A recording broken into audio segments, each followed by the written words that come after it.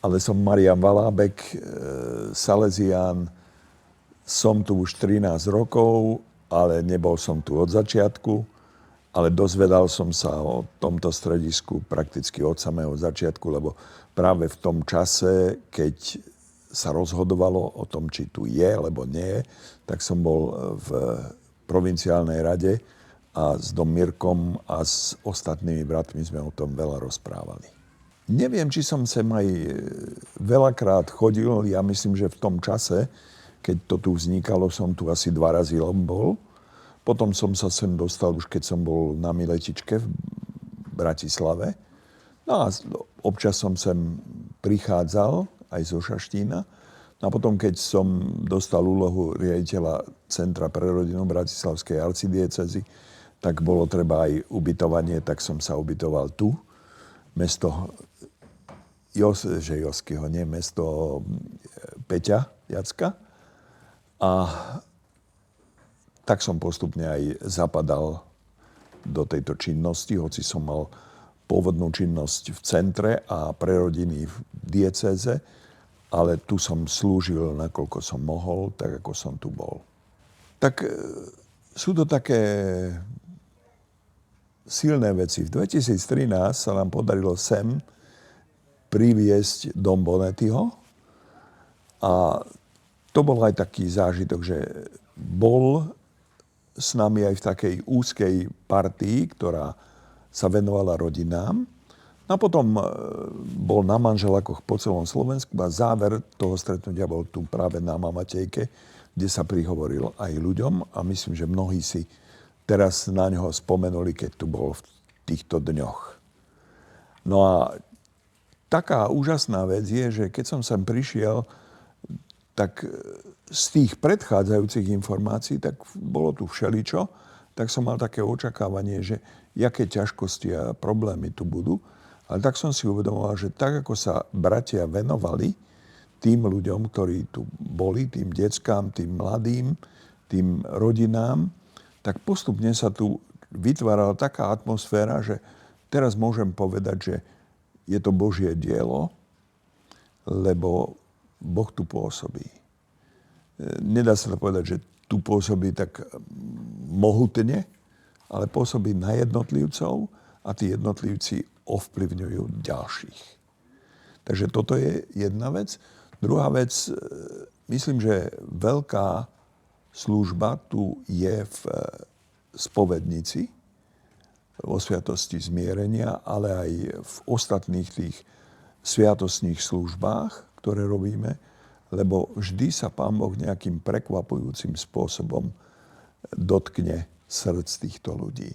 A čo ma prekvapuje teraz, že v začiatku to bolo také nejaké drsné, aj v tom prístupe, a postupne sa tu objavuje, neviem to ani nejako nazvať, dobro, ktoré pôsobí medzi týmito deckami, že oni sami sa učia prejavovať dobro, ale aj oni sami dostávajú dobro. Takže ten domboskový systém a ten preventívny systém tu pôsobí. Nechcem veľmi hovoriť o tom, že je tu množstvo ľudí, lebo to je. Ale že sa tu stretáme s jednotlivcami, ktorí prekvapujúco sú citliví na Božie veci. Možno, že niekedy sa aj tak sťažujeme, alebo si pripomíname, že je odtiaľto málo povolaní, ale je odtiaľto presne toľko povolaní, koľko je treba.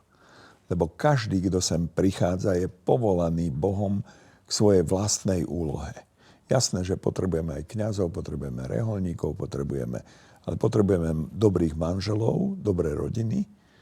A čo pre mňa je také silné, že od samého začiatku vnímam, že manželia sú srdcom každej rodiny. A že preto sa treba venovať jedným aj druhým. To nie je také dobré slovo, ale poviem ho, myšunk. Ale dá sa povedať, že tu je všetko, čo Boh sem dal, No a teraz možno, že by som aj mohol povedať sen, ktorý som mal, ale ten by možno aj niektorých pohoršil.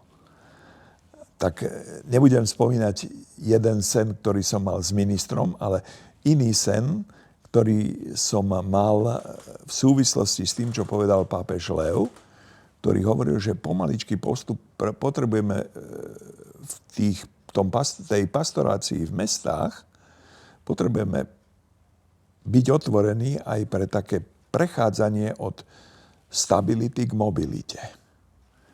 A vtedy pápež, to bolo v februári, hovoril a bol na návšteve v našej farnosti na Sacro Cuore v Ríme a tam je stanica Termini.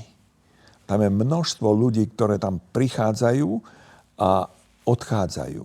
To sa tam mieša. Sú tam bezdomovci, sú tam mladí, sú tam starí, sú tam migranti, všetko je tam.